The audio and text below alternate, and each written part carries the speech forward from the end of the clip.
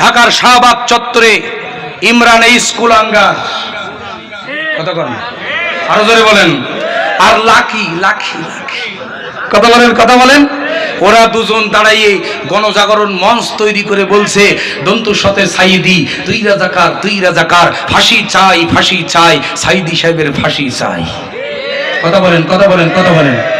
আমার ভাইরা 2013 সালের সবচেয়ে ঘৃণিত স্লোগান ছিল রাজাকার।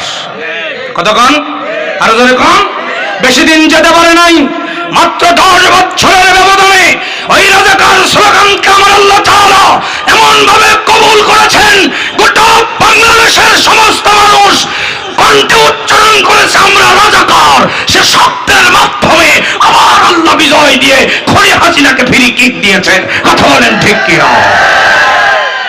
একটা শব্দ আর একটা গুলিতে সরকার পাল্টাইছে।